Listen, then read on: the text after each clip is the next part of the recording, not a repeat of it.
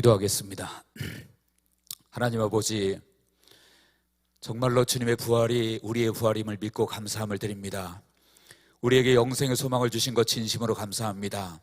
하나님이여, 우리가 부활의 능력에 주님을 믿고 세상에서 담대하게 승리하며 살 수 있도록 성령께서 역사하여 주옵소서.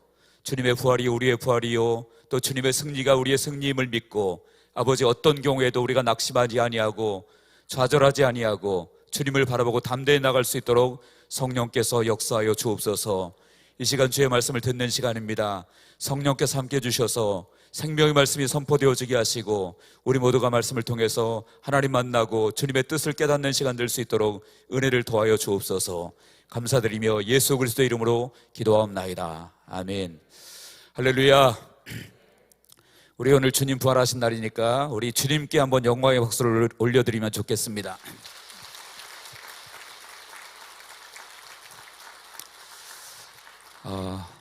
그리고 아까 성가대 끝날 때 박수 치고 싶으셨죠? 예, 차마 못 치셨죠? 우리 한번 오늘 너무 찬양 은혜스럽고 좋았는데 우리 성가대에게도 격려의 박수를 한번 드리면 좋겠습니다.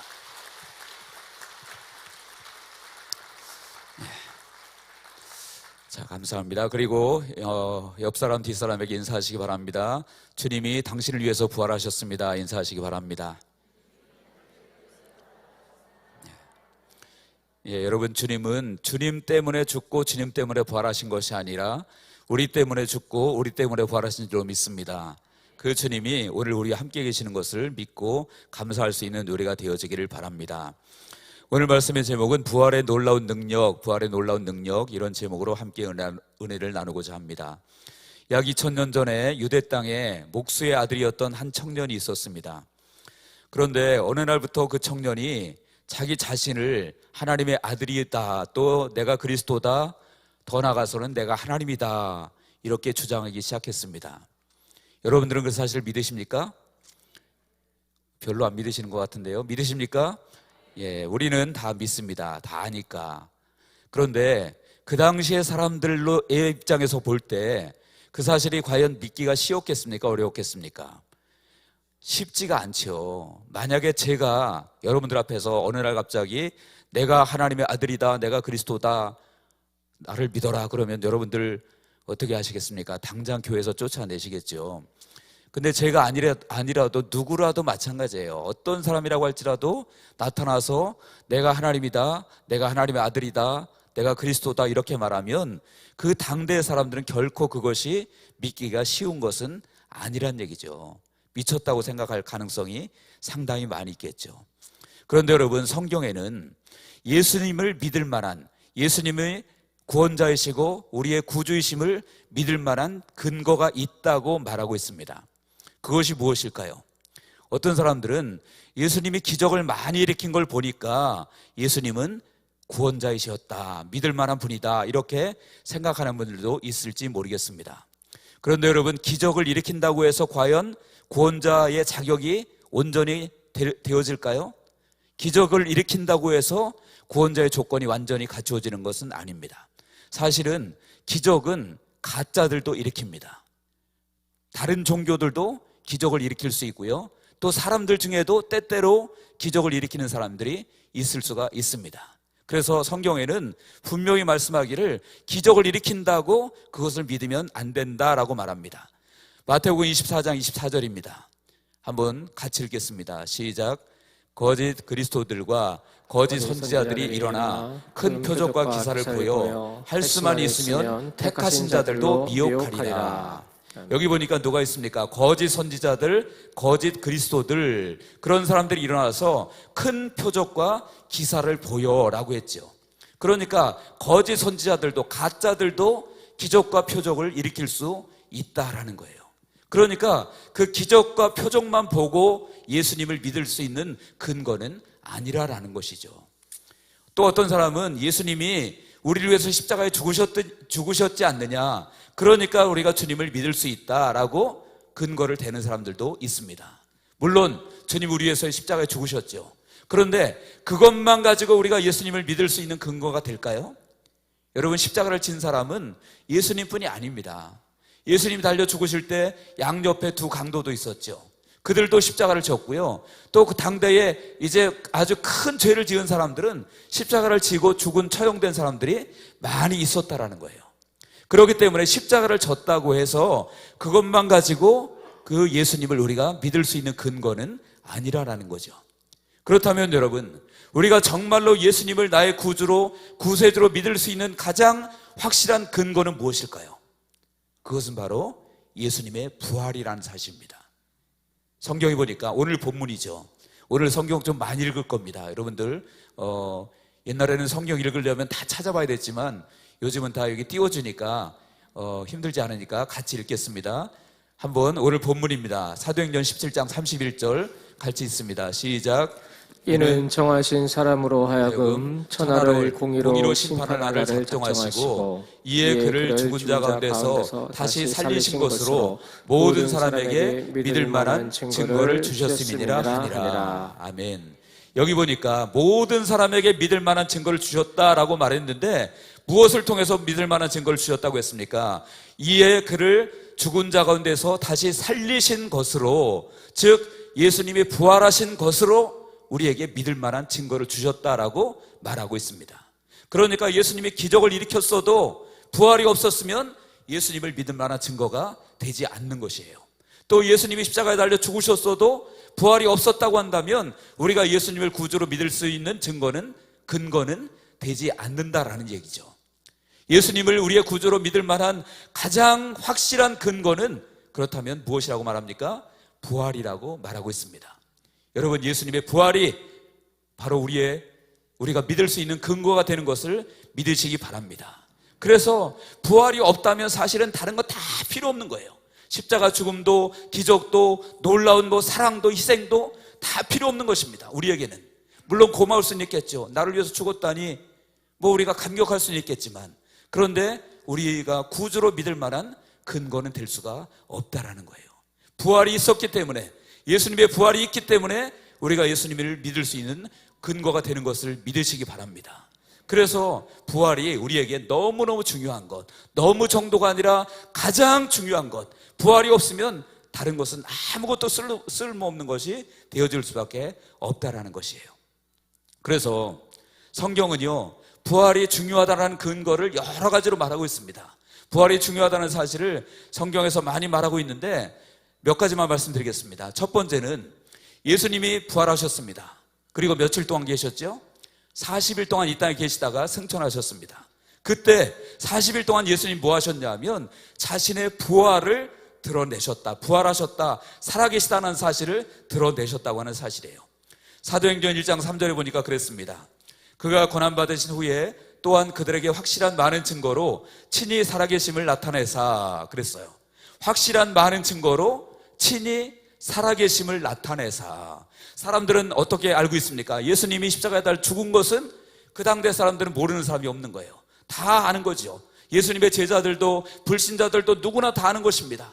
그래서 사람들이 생각하고 있는 예수는 누굽니까? 십자가에 달려 죽은 예수, 무덤에 갇혀있는 예수입니다. 그런데 그 예수님께서 부활하시고 나서 40일 동안 그들에게 자신을 드러내셨습니다. 무엇을 드러내셨다는 거예요? 내가 지금 살아있다. 내가 지금 부활해서 지금 살아있다는 사실을 주님께서 드러내셨다는 거예요. 여러분, 그냥 바로 하늘로 올라가실 수도 있지만 자신의 부활을 그들에게 증거하기 위해서 40일 동안이나 예수님께서 이 땅에 계시면서 그 사실을 말씀하셨다라는 얘기죠. 또한 두 번째는요, 부활이 중요한 성경적인 근거는 예수님의 제자가 12명이었습니다. 그런데 그 중에 한 명이 죽었죠.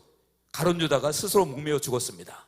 그래서 다른 한 명의 또 제자를 세웁니다. 그 제자가 여러분들 누군지 아시죠? 마띠아라고 하는 제자입니다. 여러분들 어떻습니까? 12명 중에서 한 명이 빠졌다고 무슨 큰 문제가 되겠다고 또 마띠아를 세울까? 한 명 있으나 없으나 별 차이 없을 것 같은데, 그런데 여러분들 그 마띠아를 세우는 이유가 무엇인지 아십니까? 사도행전 1장 22절입니다. 같이 한번 읽겠습니다. 시작. 항상 우리와 함께 다니던 사람 중에 하나를 세워 우리와 더불어 예수께서 부활하심을 증언할 사람이 되게 하여야 하리라. 여러분, 굳이 한 명이 모자란다고 한 명을 더 세우는 분명한 이유를 여기 말하고 있죠. 뭐라고 했습니까? 예수께서 부활하심을 증언할 사람이 되게 하여야 하리라. 다시 말하면 예수 부활의 증인으로 삼기 위해서 제자를, 한 명 모자란 제자를 또 세웠다라고 말하고 있습니다. 그리고 세 번째는요, 예수님의 제자들이 나갈 때마다 복음을 증거했는데 그 복음의 증거의 핵심이 무엇인지 아십니까? 그것이 바로 부활이었다라는 거예요. 물론 십자가도 얘기했죠. 십자가도 얘기했지만 가장 복음의 핵심은 부활이었다라는 거예요.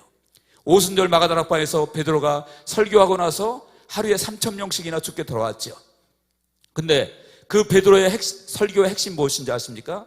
그 설교의 핵심이 바로 부활이었어요. 사도행전 2장 31절 32절에 보니까 미리 본고로 그리스도의 부활을 말하되 그가 음부에 버림이 되지 않고 그의 육신이 썩음을 당하지 아니하시리라 하더니 이 예수를 하나님이 살리신지라 우리가 다 이 일의 증인이라 그렇게 말했습니다. 예수님을 하나님이 살리셨고 우리가 바로 이 일의 증인이다 라고 베드로가 지금 선포하고 있다는 거죠. 그러니까 베드로의 설교의 핵심은 무엇입니까? 바로 예수님이 부활하셨고 우리가 그 증인이다 라고 말하고 있는 거예요. 우리가 부활을 보았다, 부활하신 주님을 만났고 그 주님이 우리의 주님이다라는 사실을 베드로가 이야기하고 있다는 거예요. 사도행전 3장에 보면 안진뱅이를 고친 사건이 나옵니다. 베드로와 요한이 성전에 들어가다가 안진뱅이를 보고 그를 고치죠. 그랬더니 많은 사람들이 이제 막 종교 지도자들이 핍박을 합니다. 베드로와 요한을 핍박하고 예수 이름으로 말하지 못하게 하고 막 핍박을 하는데 그때 베드로가 그들에게 뭐라고 하는지 아십니까? 사도행전 4장 10절에 보니까 그렇게 말하고 있습니다. 너희와 모든 이스라엘 백성들은 알라. 너희가 십자가에 못 박고 하나님이 죽은 자 가운데서 살리신 나사렛 예수 그리스도의 이름으로 이 사람이 건강하게 되어 너희 앞에 섰느니라. 이 사람이 건강하게 된 것이 어떻게 섰다고 되었습니까? 바로 부활하신 예수 그리스도께서 그 주님의 이름으로 이 사람이 건강하게 되었다. 이 사람을 고친 그 치유의 사건도 베드로는 무엇과 결부시키고 있습니까? 바로 예수 그리스도의 부활과 결부시키고 있다, 그런 얘기예요. 그리고 바울도 마찬가지였습니다. 바울이 복음을 많이 증거했는데 그 바울이 복음을 증거할 때마다 그 바울의 복음의 선포의 핵심이 뭔지 아세요? 그것도 역시 부활이었어요. 바울의 복음에 여러 가지 내용이 많이 있는 것 같지만 그 핵심은 무엇이냐면 바로 부활이었다라는 거예요. 한번 같이 읽겠습니다. 사도행전 13장 29절 30절입니다. 사도행전 13장 29절 30절 같이 한번 읽습니다. 시작. 성경에 그를 가리켜 기록한 말씀을 다 응하게 한 것이라. 후에 나무에서 내려다가 무덤에 두었으나 하나님이 죽은 자 가운데서 그를 살리신지라. 그러니까 바울의 복음의 핵심도 결국은 예수님의 부활이었다라는 거예요. 그러니까 여러분들, 제자들이 예수님의 12제자는 물론이거니와 그 이후에 세워진 사도 바울도 모든 그들의 복음의 핵심은 결국은 무엇이었습니까? 예수님의 부활이었다라는 거예요. 물론 십자가 없이는 부활이 없지요. 그렇기 때문에 십자가를 증거하기도 했지만 그런데 최종적으로 가장 중요한 결론 핵심은 예수님의 부활이었다라고 말하고 있습니다. 이처럼 여러분, 성경은 가장 중요한 핵심인 부활을 계속해서 증거하고 있다라는 얘기예요. 그렇다면 여러분, 왜 그렇게 부활이 중요하게 그들이 말하고 부활을 선포했을까요? 그것은 그냥 예수님이 부활하셨다는 사실을 그 자체만 말하기 위해서 그런 것이 아니라 그 부활의 능력이 있기 때문에 그런 것입니다. 단순히 그냥 예수님이 죽으셨다가 부활하셨다, 이 팩트, 이 사실만을 말하기 위해서 그런 것이 아니고, 물론 그 사실도 말하기 위해서 그랬지만 그 부활의 능력이 있기 때문에 그들이 그렇게 부활에 대해서 강력하게 강조하고 선포를 했던 것입니다. 그렇다면 여러분, 부활에 어떤 능력이 있을까요? 오늘 말씀의 제목이 부활의 놀라운 능력인데 부활에 어떤 능력이 있을까요? 4가지를 말씀드리려고 합니다. 첫 번째는 부활은 우리 구원의 근거가 되어집니다. 다시 말하면 부활이 없으면 구원이 없다라는 거예요. 한번 읽겠습니다. 로마서 10장 9절입니다. 로마서 10장 9절 시작. 내가 만일 내 입으로 예수를 주로 시인하며 또 하나님께서 그를 죽은 자 가운데서 살리신 것을 내 마음에 믿으면 구원을 받으리라. 아멘. 자, 여기 보십시오. 내가 만일 내 입으로 예수를 주로 시인하며 또 하나님께서 그를 죽은 자 가운데서 살리신 것, 즉 부활을 믿을 때 구원을 얻는다라고 말합니다. 그러니까 여러분, 부활이 없으면 구원이 없는 것이죠. 부활을 믿지 못하면 구원을 받지 못하는 것입니다. 어떤 분들은 예수님을 믿는다고 하는데 부활은 안 믿는 사람들이 실제로 있습니다. 믿는다고 말하지만 심지어는 신학 교수들도 예수님의 부활은 사실은 육신의 부활이 아니라 그냥 사상의 부활이고 너무나도 예수님을 사랑했던 사람들의 마음속에서 그냥 지어낸 얘기다, 이렇게 얘기하는 사람들이 많이 있습니다. 그래서 그 사상이 그들의 삶을 움직여서 예수님을 따르는 삶을 살게 했다, 이렇게 얘기하는 신학자들도 있거든요. 근데 성경 뭐라고 말합니까? 그 부활을 믿지 않으면 구원이 없다라고 말합니다. 부활이 여러분 우리의 구원의 근거가 되는 것을 믿으시기 바랍니다. 부활을 믿지 못하면 구원이 없는 것이에요. 두 번째 부활의 능력은 무엇이냐면 치유의 역사가 일어난다라고 하는 것입니다. 여러분, 우리가 치유 그러면 어떤 생각이 납니까? 능력 또는 예수님의 보혈, 예수의 이름, 이런 것들이 치유하면 떠오르죠. 그리고 치료의 광선, 이런 것들이 떠오르죠. 물론 그런 것도 다 치유하는데 치유의 역사로 나타나는 한 모습입니다. 그런데 여러분들, 이 부활이 우리에게 치유의 능력을 주는 놀라운 원동력임을 믿으시기 바랍니다. 이 부활이 우리의 치유를 가져온다는 거예요. 같이 한번 읽겠습니다. 로마서 8장 11절입니다. 다 같이 읽겠습니다. 시작. 예수를 죽은 자 가운데서 살리신 이의 영이 너희 안에 거하시면 그리스도 예수를 죽은 자 가운데서 살리신 이가 너희 안에 거하시는 그의 영으로 말미암아 너희 죽을 몸도 살리시리라. 아멘. 뭐라 그랬습니까? 너희 죽을 몸도 살리시리라. 무엇이 임하면요? 그리스도 예수를 죽은 자 가운데서 살리신 이의 영, 즉 부활의 영이 임하면 죽을 몸도 살리신다고 했습니다. 그러니까 부활하신 주님이 우리에게 임하시고 그 영으로 우리에게 임하시면 우리의 죽을 몸도 살 줄로 믿으시기 바랍니다. 그래서 우리의 어떤 질병도 예수 그리스도의 부활의 영이 저와 여러분들 가운데 임하면 모든 질병이 떠나가고 자유케 될 줄로 믿으시기 바랍니다. 그래서 여러분들 육신의 질병을 갖고 계신 분 계십니까? 아니면 영적인 문제를 갖고 계신 분 계십니까? 그렇다면 그 부활하신 주님께, 주님 부활의 영으로 지금 내게 임하사 나를 고쳐주십시오, 그렇게 기도하시기 바랍니다. 그럴 때 우리의 질병이, 심지어는 죽을 몸도 살리시리라 이렇게 말씀하신 주님의 말씀처럼 우리의 모든 질병이 치유받게 되어짐을 믿으시기 바랍니다. 이것이 바로 부활의 능력이라고 하는 사실이에요. 그리고 세 번째로 부활의 능력은 무엇이냐면 바로 사명을 회복하게 합니다. 뜨거운 사명자로 살게 합니다. 여러분들, 우리가 정말로 부활의 주님을 만나면, 그 주님이 우리를 만나주시면 우리는 뜨거운 사명자로 새롭게 태어날 줄로 믿습니다.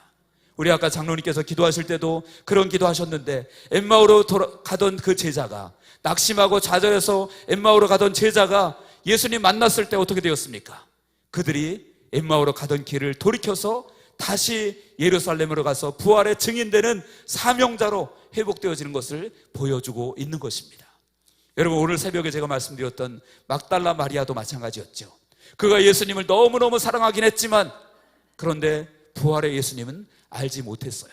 그러니까 근심 걱정합니다. 예수님의 무덤을 찾아가면서도 누가 이 돌물을 옮겨줄까 걱정 근심했고요. 또 예수님이 없는 것을 보고 부활의 주님을 몰랐기 때문에 울고 슬퍼하고 낙심에 잠겨 있습니다. 그랬던 막달라 마리아였지만 그가 예수님 만나고 주님께서 마리아야 하는 음성을 듣고 나서 어떻게 되었지요? 그가 제일 먼저 제자들에게 찾아가서 부활의 증인이 되는 첫 번째 사람이 되어졌다라고 하는 사실이에요. 다시 말하면 사명자로 새로운 삶을 살게 되어진 것이죠.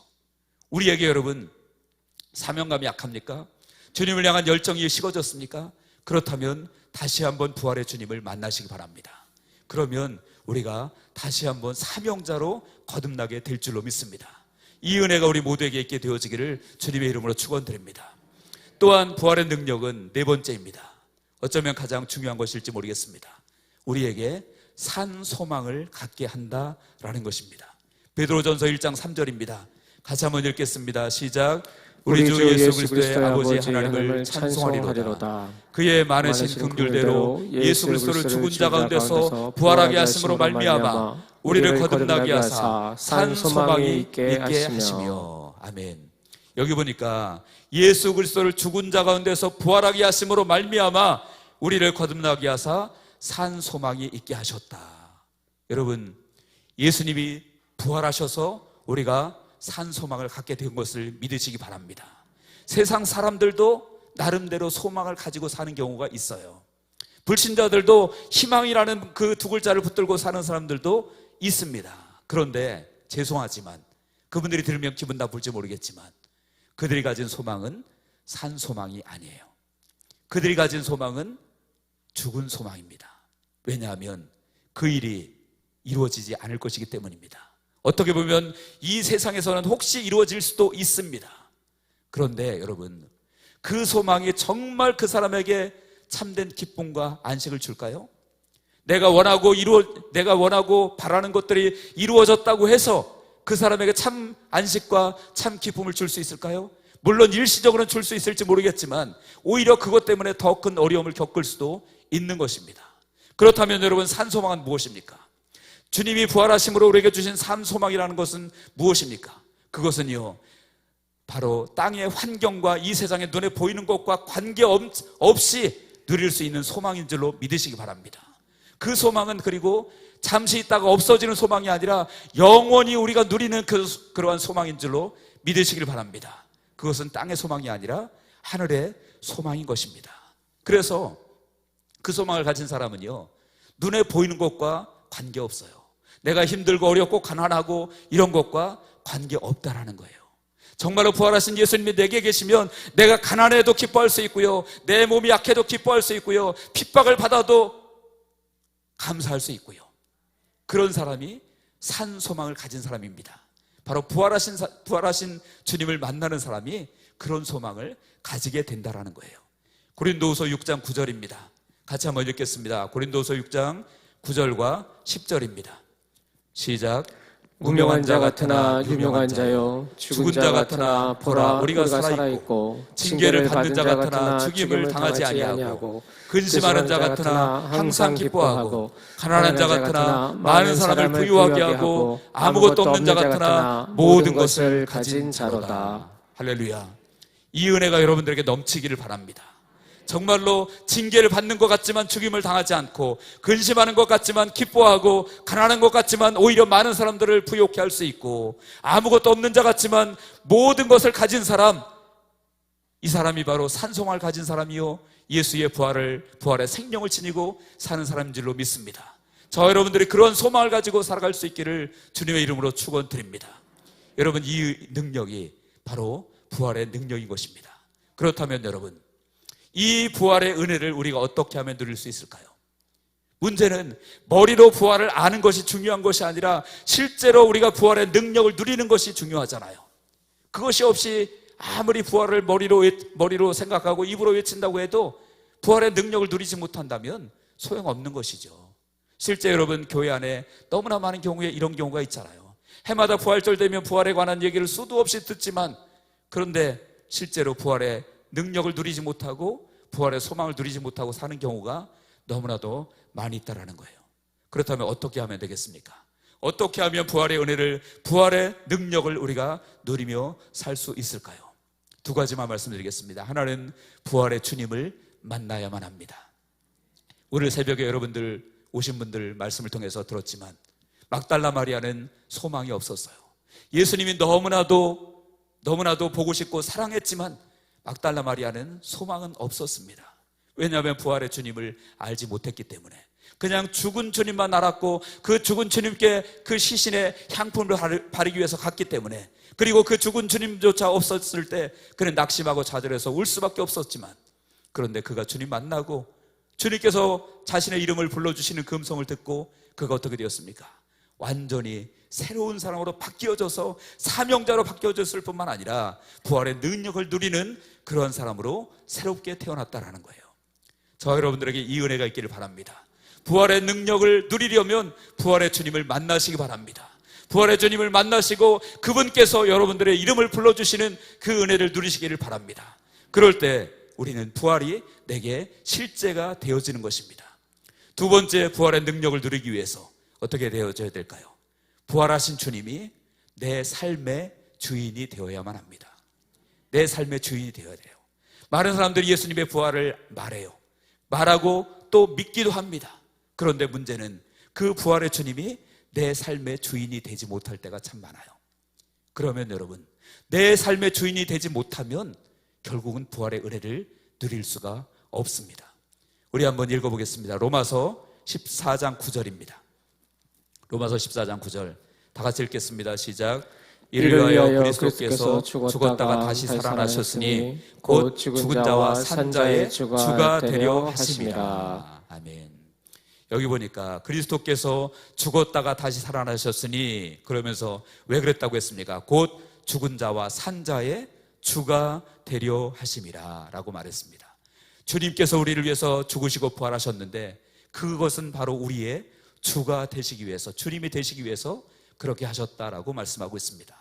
다시 말하면 예수님의 부활을 머리로 믿고 또 실제로 믿는다고 할지라도 그분이 나의 주님이 되지 않는다면 부활의 주님은 나와 아무런 관계가 없다라는 거예요. 부활의 능력을 누릴 수가 없다라는 사실이죠. 그러므로 여러분들, 부활의 능력을 찬양하고 기뻐하고 감사하시되, 그런데 거기에 한 가지 덧붙여서 이제부터 그 부활의 주님이 나의 주님이 되어지기를 바랍니다. 나의 주님이 될 때, 그때 부활의 능력이 내게 임하게 되어지는 것입니다. 그리고 부활의 소망을 가지고 승리하며 살 수 있게 되어지는 것입니다. 나의 환경과 관계없이 저 여러분들 모두에게 이 부활의 은혜가 임하길 바랍니다. 그리고 부활의 능력으로 승리하며 사는 우리 모두가 되어지길 바랍니다.